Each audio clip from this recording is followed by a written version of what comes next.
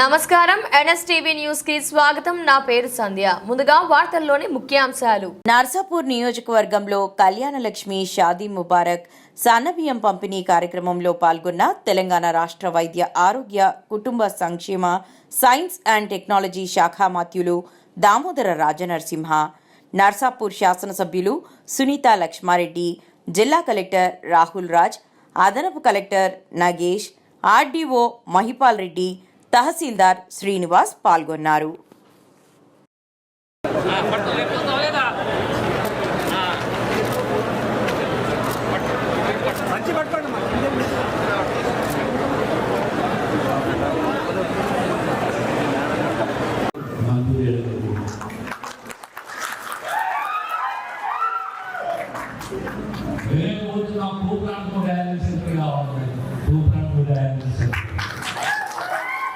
మళ్ళీ ఇప్పుడు కావాలి నాకు పిఎస్సి కావాలి, నాకు అప్గ్రేడేషన్ కావాలి, నాకు పిఎస్సి షిఫ్టింగ్ కావాలి.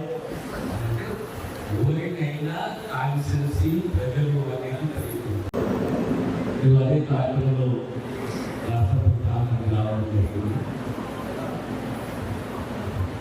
సుమారు 545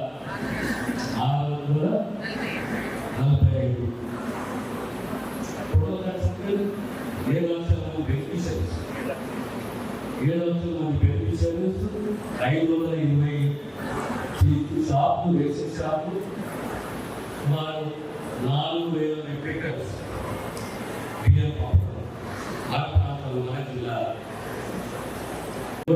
సుమారు 70 కోట్ల రూపాయలతో అభివృద్ధి కల్పిస్తుంది. ఆ దిశగా ఏ ప్రాంతానికి సంబంధించి మన హైదరాబాద్ నుంచి మెదక్ సుమారు 100 కిలోమీటర్లు మధ్యలో ఉన్న నర్సాపూర్. ఎక్కడ ప్రమాదం జరిగినా రహదారుల విస్తరణ, రహదారుల పెద్దలైపోయి యాక్సిడెంట్ జరుగుతున్నాయి. ఆ యాక్సిడెంట్ జరిగిన వ్యక్తిని కానీ మనిషిని కానీ ఆ కుటుంబాన్ని కాపాడుకునే బాధ్యత మన అందరిపై ఉన్నది. ఇప్పుడు సర్కారు స్టార్ట్ చేయడం జరిగింది. ఈ నెల నుంచి ప్రతి నెలలో సుమారు 4400 అడ్మిట్లు సలాబీ. సో ఇంటర్నెట్ మన డబ్బు వేలు వస్తామని ఇప్పుడు సలాబీ అందరూ కూడా పంపిణీ చేయడం తర్వాత రైతులకు లబ్ధి చేయడం కాకుండా అదేవిధంగా ఇక్కడ ఎవరైతే డబ్బు ఇబ్బందులు వాడుతామో మన కాలంలో కూడా రీసైకిల్ అవుతామని, రీసైకిల్ కావాలన్నా ఎప్పుడో కొంతమంది కేసెస్ బుక్ చేయడం ఇబ్బందులు జరుగుతామని. సో అటువంటి రీసైకిల్ అనేక కాకుండా ఏదైతే బియ్యం పంపిణీ చేస్తున్నా ఆ బియ్యం కూడా లబ్ధిదారులు అందరూ కూడా మంచి చేకూరుతారో వాళ్ళందరూ వండుకొని తినే విధంగా తెలంగాణ రాష్ట్ర ప్రభుత్వం అందరూ సీఎం గారి ఇన్స్ట్రక్షన్స్ ప్రకారం అన్ని జిల్లాల్లో కూడా సెక్రటరీ స్టార్ట్ చేయడం జరిగింది. ఇంకా ఎన్నో కార్యక్రమాలు ఈ రోజు ప్రభుత్వం తీసుకోవడం జరుగుతాం. పార్టీలకు అతీతంగా నిరుపేదలైనటువంటి ప్రతి ఒక్కరు కూడా మరి ఆ పథకాలు అందాలని ఒక లక్ష్యంతో ఒక శాసనసభ్యులుగా మరి ముందు నిలబడడం జరుగుతుంది.